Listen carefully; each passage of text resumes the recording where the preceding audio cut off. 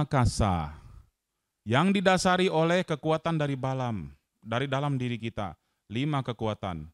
Sadha, keyakinan, energi, perhatian benar, konsentrasi benar, dan kebijaksanaan atau evaluasi. 5 hal ini adalah kekuatan dari dalam diri kita ditambah dengan 4 hal yang tadi di luar. Yang harus kita lakukan, 4 faktor eksternal, inside out. That is the formula given by the Buddha for the successful life. Itu adalah rumusan-rumusan menuju kesuksesan yang diberikan oleh Sang Buddha. Rumus dari dalam keluar. Semoga sampai sini gampang dicerna, gampang dipahami. Ya, saya berusaha untuk menyampaikan ini dalam konteks kehidupan sehari-hari umat awam. Karena di sini belum ada calon biku ya. Oh, mau ya? Satu. Lah, kenapa kok satu-satu langsung begini itu? Oh. Kalau calon biku di sini atau calon samanera itu ya pembicaraannya lain. Tapi kalau kita di sini umat awam ya itu konteksnya yang tadi. Anda sebagai umat awam, sebagai pelajar, fokus sebagai pelajar. Anda sebagai seorang pebisnis, fokus sebagai pebisnis. Jangan saat lagi pebisnis lalu mikirkan, ini winaya saya sudah sampai mana ya? Anda ini bingung atau gimana? Anda mau jadi biku, jadi biku. Ada karena bukan apa, maaf ya, saya ini sentil sedikit. Giliran diajakin, jadi biku mau nggak? Oh nanti dulu. Tapi kalau lagi nggak bicara soal itu, suka mengkritik, ini winayanya lemah ini. Winayanya payah ini. Anda itu seorang winaya carya, kenapa Anda duluan jadi biku? Oh nanti dulu. Anda diam, cukup. Amati batin Anda. Anda harus tahu di mana Anda berdiri. Anda harus tahu apa yang Anda sedang lakukan. Bukannya Anda mengembangkan kilesa atau kotoran batin itu dengan mengkritik orang lain. Seperti begitu. Kita sebagai seorang pebisnis, fokus dengan bisnisnya. Sebagai seorang dokter, fokus dengan kegiatan dengan ilmu kedokterannya. Perbaiki terus. Sebagai seorang mahasiswa IT, kembangkan kemampuan IT-nya. Sebagai seorang ahli kecantikan, fokus. Itu adalah salah satu bentuk ibadah. Itu adalah salah satu bentuk implementasi bagaimana kita menerapkan apa yang diajarkan oleh Sang Buddha dalam kehidupan sehari-hari. Sehingga kita layak disebut sebagai siswa Sang Buddha yang baik. Bukan disebut dengan Buddhis, tapi Buddhis KTP, amit-amit. Ngakunya Buddhis tapi kelakuannya amit-amit, bukan Buddhis, kelakuannya kudis. Ilmu pengetahuan dhammanya luar biasa setinggi.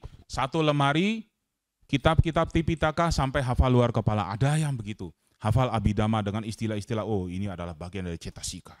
Cita itu ada berapa? Cetasika itu berapa? Ini tambah ini jadinya apa? Abhidhamma itu bagus, indah, betul. Kalau Anda berlatih meditasi. Kalau Anda benar-benar belajar sungguh-sungguh dan Anda benar-benar niat menjadi biku, bagus belajar Abhidhamma.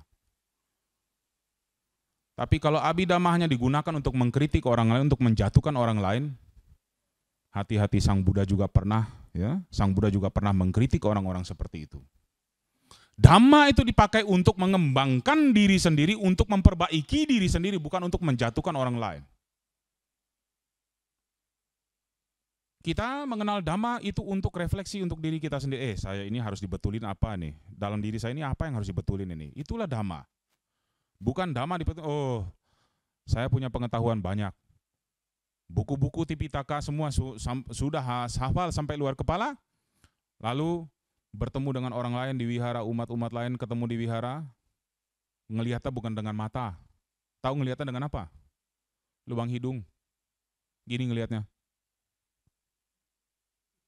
Lu ngerti apa lu?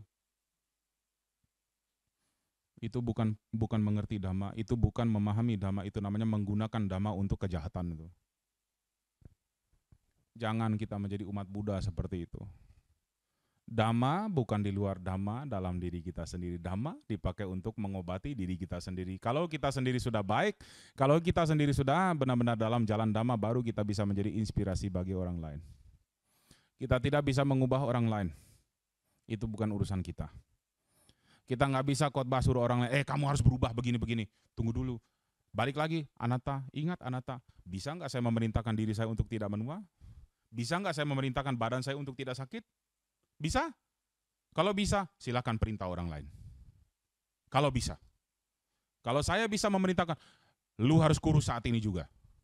Kalau bisa, cering, saya jadi kayak wortel. Boleh saya nyuruh orang lain. Lu harus begini.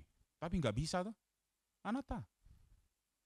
Sebelum memerintahkan orang lain, stop. Lihat dalam diri sendiri. Betulkan diri sendiri. Kalau kita benar-benar sudah menjadi orang-orang yang tercerahkan, kita benar-benar sudah menjadi damai yang hidup, menjadi damai yang harum, baru kita layak menyebut sabe sata bhavantu sukitata. Kita suka menyebut sabe sata bhavantu sukitata, tapi kelakuannya amit-amit, kelakuannya masih kudisan, nipu sana nipu sini, yang penting gua cuan dulu. Suruh latihan meditasi, boeng.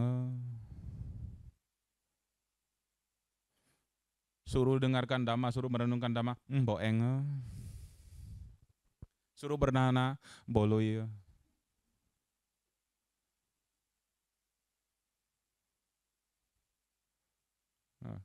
Bagaimana itu? Kalau dhamma itu untuk memperbaiki diri sendiri. Kalau seseorang itu benar-benar sudah sejalan dengan dhamma, orang itu sudah benar-benar menjadi dhamma yang harum, dhamma yang hidup. Bagaimana orang itu bisa berbahaya untuk makhluk lain? Bisa? Tidak bisa. Bagaimana makhluk orang itu bisa menjadi kebencanaan bagi makhluk lain? Bagaimana orang itu bisa menjadi mara bahaya bagi makhluk lain? Tidak bisa. Disitulah kita benar-benar menjadi dhamma yang harum, disitulah benar-benar kita mewujud nyatakan apa yang kita sebut dengan sabe sata bhavantu sukitata. Semoga semua makhluk hidup berbahagia. Jadi sekali lagi yang kita lihat di luar sana, kembali kepada diri kita sendiri. Itu hanyalah refleksi dari dalam diri kita sendiri. Kembali ke dalam diri kita sendiri. Semoga sekali lagi rumusan tadi uakasa ditambah lagi dengan 5 kekuatan dalam batin itu dikembangkan dari dalam, ditambah lagi dengan 4 rumusan tadi uakasa. Semoga dengan demikian kita benar-benar bisa wujud nyatakan kesuksesan yang tertinggi dalam hidup, yaitu menjadi dhamma yang harum sampai kita mencapai nibbana, sehingga benar-benar kita menjadi semakin tercerahkan demi kebahagiaan, demi kepentingan, demi kesejahteraan semua makhluk. Semoga semua makhluk hidup berbahagia. Satu, satu, satu.